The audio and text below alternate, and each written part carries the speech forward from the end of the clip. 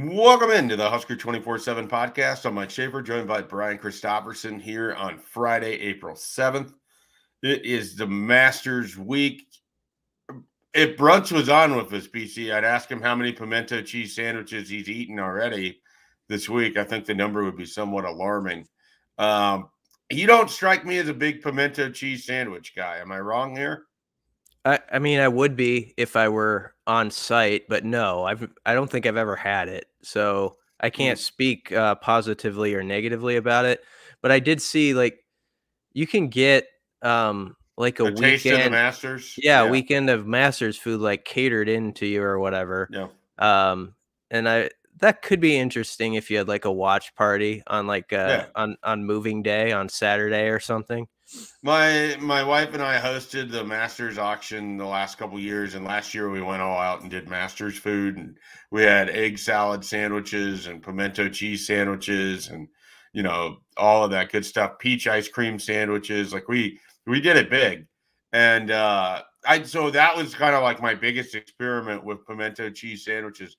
They're fine. They're really heavy. Like there's a lot to it. You're gonna be eating a lot with it. So I don't know. Brunch loves them though.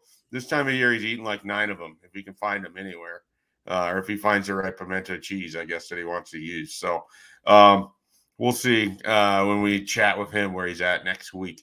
All right, we want to actually quick thoughts on the Masters at this point. Any surprises for you? You know what? I didn't even follow it yesterday. I know Matt Rule's following it. He said he was going to be watching the Masters this weekend, so that's good to hear that the Husker head coach is into that. I wouldn't want a guy coaching the team if he weren't following the Masters. I just wouldn't. I don't know. Koepka's up right now, isn't he? As we do this, he's at 8.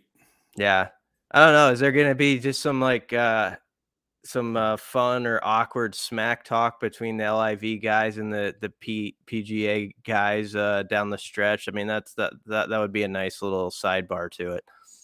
Well, I mean, that's definitely a possibility. I mean, I could certainly see a little trash talk, but these guys don't display as much personality as we want them to in these moments because they have to be so like hyper locked in. I think if Patrick Reed was coming into things on Sunday, your boy Patrick Reed. Yeah. If he was coming into things on Sunday, it could get a little heated. And it could be like, live on live crime with Brooks Koepka and Patrick Reed. So who knows? I mean, he could be on any tour he wants and he can find enemies. It's not a problem for Patrick Reed. Yeah. Patrick Reed's still a little bit of a head case or a little bit of he's a little out there. Is that correct? I don't know if he's so much out there, but he's just not particularly well enjoyed by his peers or the fans or anybody, his family, even if you've read articles. Yeah. So, I mean, it just seems like he is what they call an acquired taste and no one's buying. Well, Koepka hasn't won a major and it felt like he was going to win every major in a row for a while, like 10 in a row. And he hasn't won one in like 4 or 5 years, is noting, which that tends to happen in golf. Like a guy will pop on the scene. Like right now, it's sort of like Scotty Scheffler.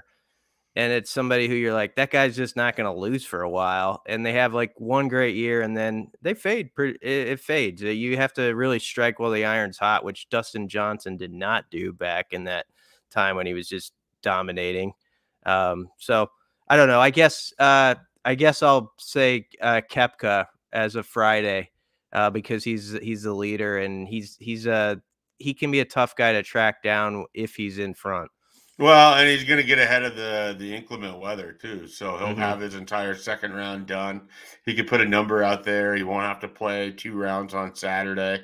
It could work very well for Brooks Koepka. So we'll see there. I'm sure people have enjoyed our Masters talk, but Brian, I suspect they want more Nebraska football. They always want more Nebraska football, and we aim to give that to them today. We did this earlier in the spring. We're going to bring it back. We're going to run through every position group where things kind of sit, what we've noticed, what stands out. We're going to do it relatively quickly. We will pause when we get to the end of the offense, take a quick timeout, and we'll come back with the defense. And we will start at the quarterback position, and we will start. I'll start. Okay. Again, I have no reason to suspect it's anybody but Jeff Sims. It's good that he's out there practicing. He's getting the reps that he needs. Obviously, Casey Thompson, Logan Smothers, getting the mental reps and out there working out as well. But Nebraska's got a lot of quarterbacks. It's hard to imagine they're going to take this many quarterbacks into fall camp. And, Jeff Sims and Heinrich Harburg are the two guys that seem to be standing out the most at this point in time. I don't know that there's a lot more to add to that. I think we're going to get an opportunity to see these guys in the spring. And Brian, I wouldn't have thought this necessarily coming into the whole thing, but it sure feels like the quarterback run game isn't going to go anywhere for Nebraska either. So, that's kind of my takeaway right now. A lot of Jeff Sims, Heinrich Harburg looking good, and we're going to see some quarterback run game out of this group. Yeah. All right. You want to add? No, I think you nailed it. I think the QB run game is way more emphasized than I even suspected when Matt Rule was hired. That's what jumps out. Absolutely. All right. Let's go to running backs, a position where we've had EJ Barthel get up and talk to us a couple times. You've got 4 dynamic guys that you have and only 1 football. What's happening at running back this spring? Well, Gabe Ervin, within the first week of spring, you're like, okay, this staff really likes what he's about. They like that whole room, though. Rule had a comment where he said, I don't know what the rest of the running backs look like in the Big Ten, but, I like this room pretty well. So Ervin, I think going from in maybe the outside the walls perspective of being a guy who is in the hunt to like maybe he's the leader in the hunt. That I think has been the most interesting development so far to me this spring, just how much this staff really is all about him. And you forget how big Gabe Ervin is too, until he like walks up and does his media session. He's a big dude, and they think he can be a guy, I think, late in games that can wear on people. So I'd say that. And I'd also say Ramir, sort of another interesting off season of Ramir, where you just feel like he's got a connection with EJ Barthel. I think this staff really realizes he's got a skill set that's going to be useful. And I do not expect him to not be used this year. I think this year is going to be different. All right. At wide receiver, it's an interesting group. I mean, you've got newcomers in Josh Fleeks and in Billy Kemp, and you've got some holdovers and not a lot of experience. I mean, this is a group that has to stay healthy, and you're going to need production from some guys like Kemp and Fleeks, and you got to hope that Xavier Betts can give you what he can give you, and you got Isaiah Garcia Castaneda, and then the one guy that I think is having a pretty good spring, and I think he's been pretty well adopted by this coaching staff, and that's Marcus Washington. I know that you've been high on him, BC. He could be someone that could be, potential breakout for Nebraska this year. I don't know. It's outside of the realm of possibility that he could be their number 1 wide receiver. He could be a guy that makes plays for them in key situations in the red zone. So that's kind of what we're watching right now. You got some development that has to happen, and they need some of those veterans that they brought in to really kind of help them out. So we'll see what happens for Garrett McGuire's group when it gets to the red-white game. But they're an interesting, probably as interesting of a position group and on the offense as we have right now. I mean, it's a little unsettled. So we'll see what happens there. Tight end room. That's why you couldn't say the wide receiver group was the most interesting. The tight end room has undergone some changes, and they feel like they got some guys there. And I'm curious what stands out for you at this point, Brian. Probably 2 things, actually. We're waiting, of course, on the waiver situation with Eric Gilbert, so we'll see what happens there. But Thomas Fidone and just sort of his the way he's, I think, stepped to the front with this coaching staff, and Rule said he's sort of one of his guys that he really works closely with. And it sounds like Rule and Fidone are kind of wired the same way. Whereas they both, if something's a little off, it really kind of eats at them, and they just want to get it right. And maybe a little bit of a perfectionist quality there that can be a good thing. So I just think Fedone, it sounds like they've tried to hold him back somewhat this spring because they want to be careful with him, but he pushes back. He wants to be out there involved so much. And Rule, I think, likes that. He just likes how competitive and driven he is, that he wants to be that type of guy who's always out there. And the other guy I'd mention is Janier and Bonner, and just his move to the hybrid tight end spot. It sounds like he even lines up some in the backfield, fullback style. Real versatile guy, weighs 217 now, and they think if he can get into like the mid 220s, he can really be a force at that position. And so that's a position switch that so far 3 weeks in, you'd have to say is tracking in the right direction. Yeah, I mean, we mentioned the quarterback run game. The tight end usage is not something that I was expecting as much as what we're getting out of this initial group, and I think there's some real excitement amongst those tight ends about the different ways that they can be used. So that will certainly be something to note. All right, we'll finish up on the offensive side of the ball with what else? The offensive line, the most often discussed group in Nebraska football, I'd say, over the last couple of years. They've got a big believer in Matt Rule. He feels like there's plenty of talent in that room. And as we've said on previous podcasts, Brian, for Nebraska to move forward, it's going to have to be the guys that are already there. There's nothing magical coming through the door. They're going to get good performances out of Turner Corcoran and Bryce Benhart. You got to get Nori Newelly to come back and knock off the rust and to be where he was at the end of 2021. Ben Scott to step in seamlessly, likely at the center position, and give you an opportunity to have just strong center play. And then, we'll see where the health is for Teddy Prohaska. But that offensive line, it's thin right now. They're trying to build some depth there. But really what it comes down to, they've got to get guys that we all know of, that we've talked about in the past and we talk about all the time. They just need them to get that 1% better each day. And, there's real confidence there. I mean, Matt Rule really believes in Donovan Raiola. This is not, a lip service thing. This has nothing to do with his nephew.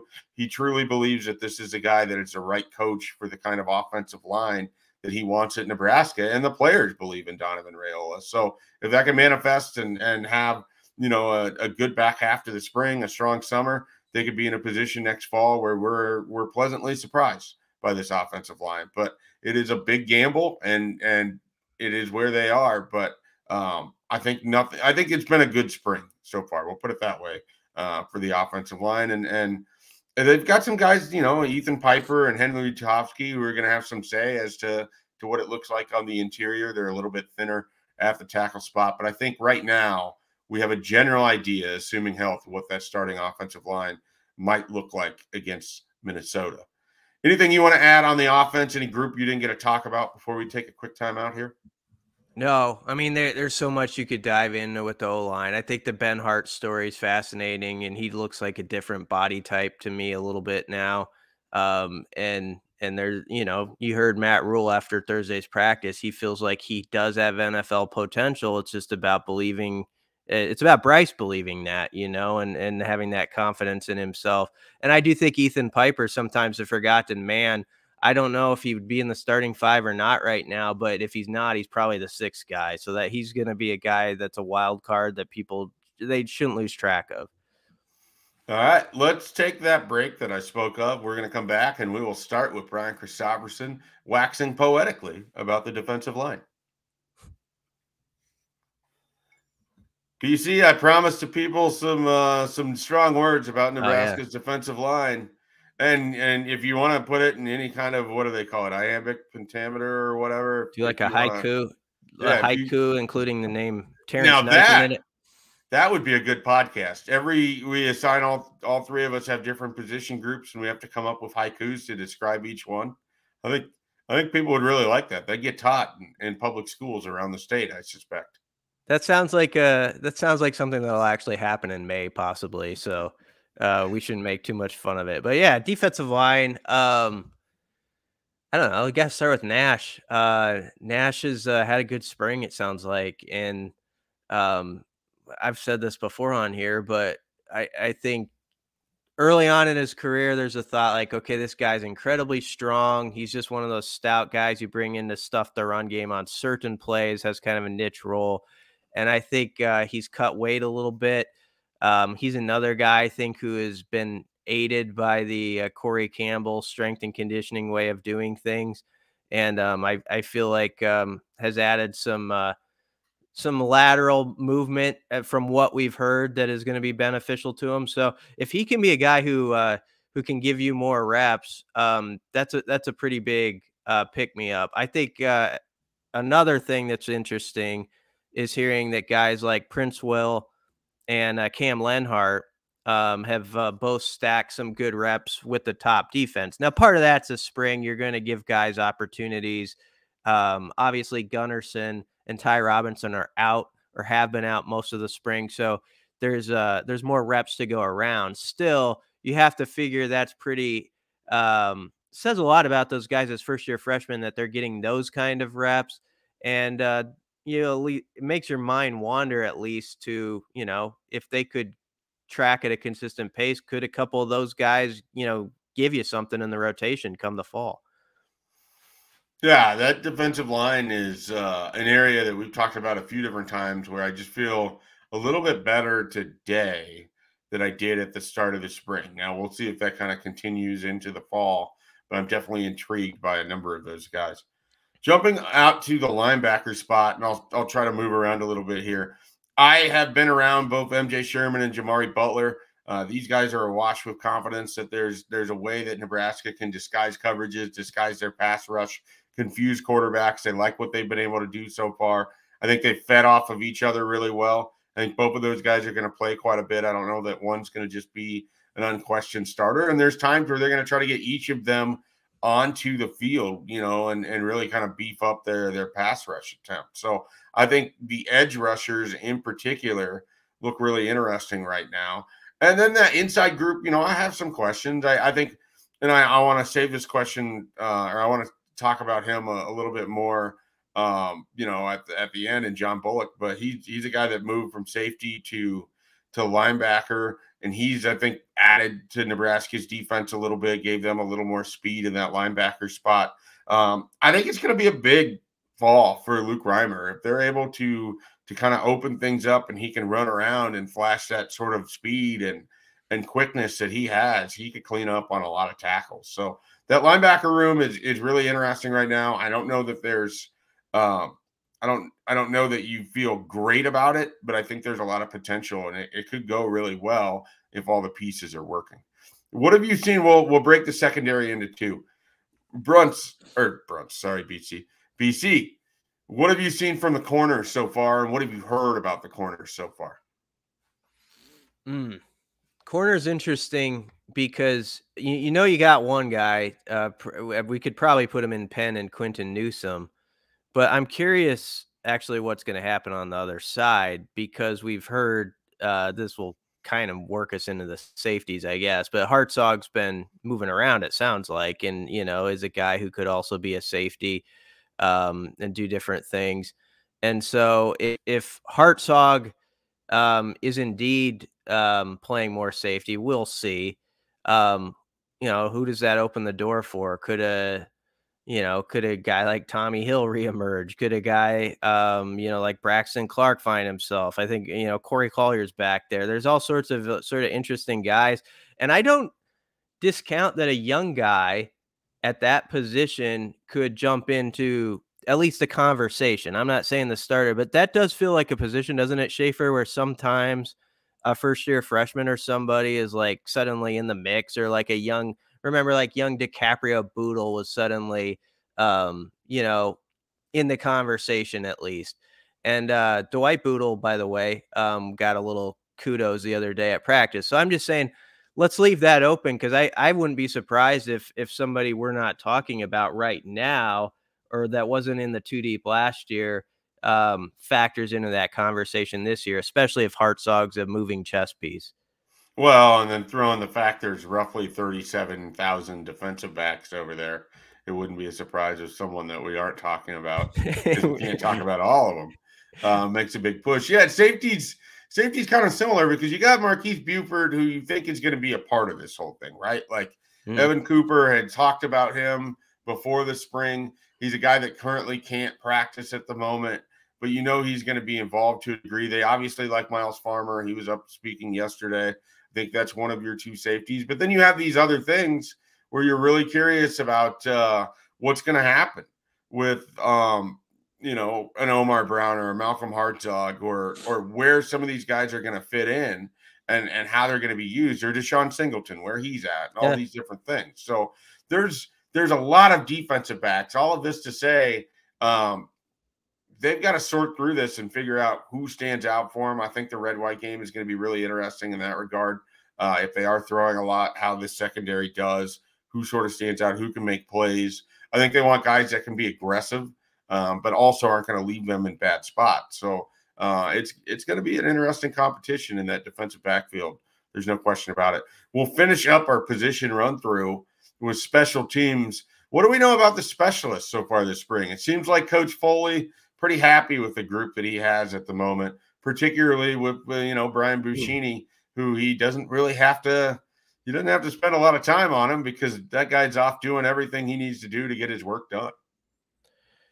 Yeah, Ed Foley's in a enviable position probably to some other coaches because, I mean, not only does he already have guys on campus who could probably fairly effectively do the job in Buschini and Timmy Bleekrode, you know, he's got another guy coming in Tristan Alvano that's going to make that kicker race, I think, more exciting. But yeah, Buschini, I think, I don't think we saw the best of what he can do last year because he was on one leg for half the season. But, you know, Ed Foley pointed out the other day, they had a drill where it was pooch punting, and it's like, here, kick 10 balls and land them as close to the 8-yard line as you can. And Buschini hit 4 of the 10 directly on the 8-yard line, and the others were close, you know. So he's got that type of, I think, gifted ability. I really think he can be one of the best punters in the country, and I'm not basing that off of just like hope or because he, you know, anything of last year necessarily. It was even what he did at Montana. If you look at his numbers, it's just so impressive. He's really a student of the position. Foley worked with Johnny Hecker, who's one of the best punters there's been in the NFL, and that's a big deal to Buschini, who really loves Hecker's work and stuff like that. So I expect a big year from him.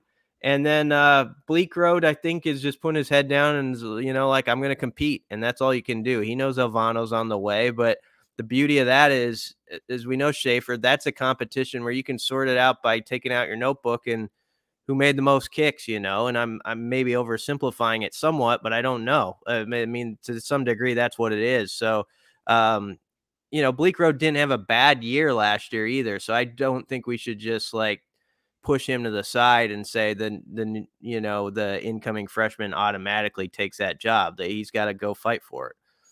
Yeah, there's no question. I mean, I think that the best thing going for Bleekrode is he's here this spring. He can continue to get better at his craft, and you don't have to think about Tristan Alvano at this point in time. And so when he gets to fall camp, be worried about that. And the guy who's going to give Nebraska the best opportunity to get 3 points is going to be the guy that wins that competition. So we'll see how that plays out when we get there. All right.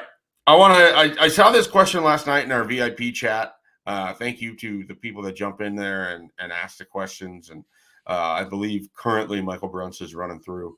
He admitted he fell asleep last night. We started a chat at 9 o'clock, and the guy who used to like call me at midnight fell asleep apparently. So that's how old Bruns is getting, or that's just life with 2 kids now, I guess. So he's currently doing the VIP chat, but there's a question there that I wanted to let you expand on a little bit, because I know that we've talked about him. We've talked about this being a thing. I think Thomas Fedoni mentioned it. Matt Rules mentioned it. Nebraska's had some walk-ons that have had an opportunity to, you know, kind of maybe move forward. We were asked yesterday who were some of the guys that have stood out. I mentioned, and I believe you did too, Brian, John Bullock and Nate Borkircher. I want to give you the opportunity to talk about these guys and what they've been bringing to Nebraska this spring. Yeah, Bullock was a name we heard about the first week from Tony White. And, it, you know, of course, around here, you know, there's that one sentence that gets uttered about a guy who's made some plays by the third practice. And so you kind of hang on to that throughout the spring. You know, it's like, okay, John Bullock, you know, because of that. But I do think there's truth to it. And it's probably emphasized by the fact, right, that he was up there yesterday. I mean, it's not like he just faded into the background. Omaha Creighton Prep grad, junior, I believe. Yep. And, I think you were around him yesterday when he was speaking, but I just think this staff is going to have the door wide open to anybody. Doesn't matter what your background is. Doesn't matter if you have that scholarship attached to or not. There's not going to be favorites. It's who knows their assignment. And I predicted this, and I sort of think it's going to happen. And maybe it's Bullock, maybe it's somebody else. I think there's going to be like a couple guys that come from completely left field to us from last season that are suddenly a part of things in a pretty significant way. And maybe it's a guy like Bullock or Nate Borkercher. I don't even know if he counts in that anymore. It's almost cheating because at tight end, he was so involved last year, but I expect he can play too some. So I thought Rule sort of said something pretty telling the other day about, you are what you are on film, and we need guys to understand that that's what speaks to us, and it's not going to be any of this other stuff. And he said specifically around that comment, there's some walk-ons who could be scholarship guys here.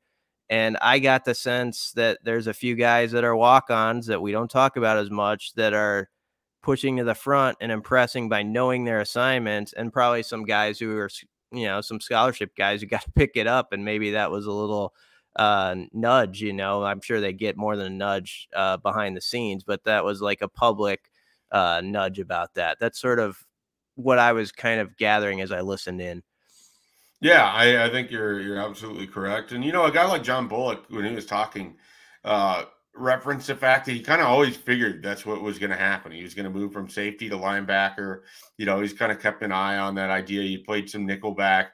He just felt like he was going to end up being closer to the line of scrimmage because he probably isn't fast enough for safety, but he's fast enough to play linebacker. He's got a body build that allows for it. And he just said he just stepped into the opportunity. He didn't think twice about it. It was anything that the football team needs him to do to get on the field and play. He's going to do it. If they came to him and they're like, hey, we need you to be the emergency quarterback, he'd figure it out. I mean, that's the kind of attitude that he has. And I think that's why he's largely been successful with the staff. I think he's willing to go out and play hard and just say yes to anything and try to do the best that he can. And I think that's going to serve him very well with this group. And I think we're going to see him as a product of this. Like, there are some scholarship linebackers that are going to get jumped by John Bullock because he is just putting himself in this position, and they frankly are not. And so I think that's going to bode really well for him. Yeah. And Fedone talked about this before the spring. He just said, this is obvious, I guess, when there's a new staff, but he said there's some guys who really sense, I think, with this coaching crew that they weren't heard from in the past couple of years. But they've got something to say now, and they're going to get a chance to say it, and the staff's paying attention to them. So not that the other staff wasn't, but whenever you hit reset and new coaches come in, there's always sort of that added boost to some guys who feel like, especially a guy like maybe Bullock or somebody who's like realized the first couple of years, I can play with these guys. Like, he probably got it in his mind, like I can play at this level. I just need the opportunity and the right fit, and it can take off, and maybe this is it for him. So going to be interesting in the spring game. I think that's going to be one of the big appeals of the spring game. There's going to be a guy or two like a Bullock or somebody who I think might pop up and make a lot of plays and get people talking. And if it's more of a game-like setting, we'll see. That's going to, I think, even add to a player having a big red-white game as compared to the past, when I don't think it was as big a deal because we almost thought like this isn't even real football. So it was hard to like give a guy too much credit for it. Maybe that'll be different this time. Yeah, we look forward to seeing. We're still a couple weeks out from the spring game. We'll be back next week with some more podcast content. Before we get there, though, Brian, the people want to know, where do you stand on these controversial Easter candies? Okay. How do you feel about Peeps? Peeps suck. All right. How do you feel about Cadbury eggs? They're all right. Yeah. You got to take them though in small doses. I mean, it's delicious, but it's one of those treats to me that like after you take the first bite, it's like really good, but you're like, oh man, I might even have to set this little piece of chocolate aside for like an hour later. Okay, what about the little eggs that have kind of the malted Whopper type candy in them that are speckled? Do you know what I'm talking Yeah, about? those are good. Okay, I like Whoppers though. I was a Whopper kid. yeah. Um, Okay. yeah, That makes both of us. We're my both on dad used board. to go to the gas station on his way home from work and get the carton. You know, I was like a kind of a milk carton of Whoppers, and that was a big treat. Okay. All right. He's a Whopper guy. How about jelly beans? Depends which ones. Which jelly I beans? don't even know. I just know it's like I'm not gonna say it, but you know when you taste it. You know, there's a famous quote about something else there, but you know a good jelly bean when you taste it. But I can't name it. Like Okay. I don't know if it's Starburst, and I don't want to give Starburst credit because maybe theirs aren't very good. All right. So you're in on jelly beans, but it's a specific kind of jelly bean. Yeah, but I don't take the time ever to say like, "Oh, which brand is this?" I just like enjoy that. Oh, that was a really good jelly bean, but I don't even think about like I like this one, I don't like this kind. Okay. All right. Well, that's good to know. We now have your thoughts How about on. you? On Uh, all I pretty much peeps are the only thing of that I have no interest in. I'm with you with the Cadbury egg. You don't need a lot of it. I really like those stupid speckled malted eggs. Like mm, those are a favorite of mine. And then I will walk by and just take a giant handful of jelly beans if I see it. So um, I used to feel like I wasn't a big candy person, and now in my 30s, I feel like I've turned into a candy person. I don't know that I like it. I'm already soft as it is. I need to stop eating candy, or I'm only going to get more rotund. I have a quick question. Did your family growing up, because sometimes your family will do stuff and you think like when you get older, you're like, were we the only ones who did that, or do other people do this? You know, did you guys hide your Easter baskets? Did you have to like go look for your Easter basket like on Sunday morning or anything? Or did you get No, an Easter basket? we got Easter baskets, but it kind of like stopped pretty early on. It wasn't, and then our Easter baskets were not elaborate. Like I remember one year I got like from the half price store or whatever this Houston Rockets basketball, and I wasn't a Houston Rockets fan, but we had just put a basketball hoop in our driveway, and so it was kind of like the perfect gift when you're in first grade, because now you have a basketball hoop and you have this logoed basketball, and it was a small enough one that we had a raisable hoop so I could dunk with it. And I thought I was pretty cool because I was like in Mhm. first or second grade out there dunking on Easter morning. But yeah, our baskets weren't elaborate compared to kind of what you see now. But the only thing that really got hidden was the Easter eggs. Okay. And as I think about it now, you spend a lot of you're like my mom spent a lot of time on this particular holiday. Like you had to make the eggs, and then they needed to be decorated, and then they had to be hidden, and then you had to make sure all of the eggs were accounted for, because the last thing you want is an egg in your house that just remains hidden and then starts to smell or whatever else. Like it's kind of the whole thing is sort of bizarre. I Mhm. realize now that we should have put a label on this for parents before we got into the Easter talk, but hopefully they're smart enough to keep their kids from listening. Oh yeah, this is our demographic is pretty big in the 4 to 7 year olds too. Um, Yeah, that no, was that was a mistake.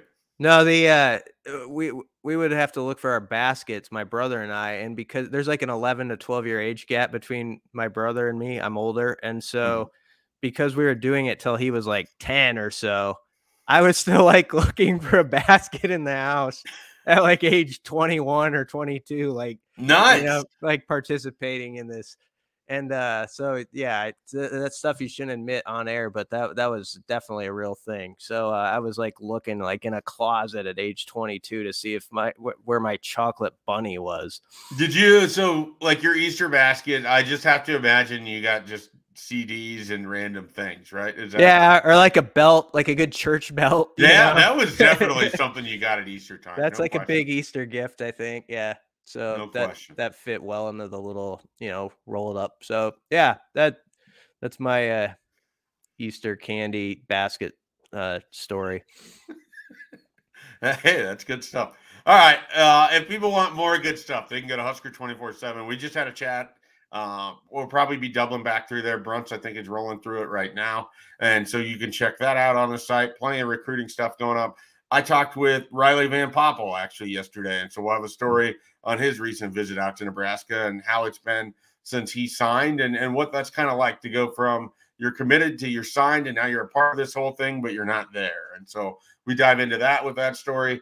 We have plenty more from practice and the updates of various players that came to speak, and we'll have stuff throughout the weekend. Everybody enjoy your Easter. Have a great time with your family. Enjoy the Masters. Brooks Koepka currently 10 under, running away with the whole thing.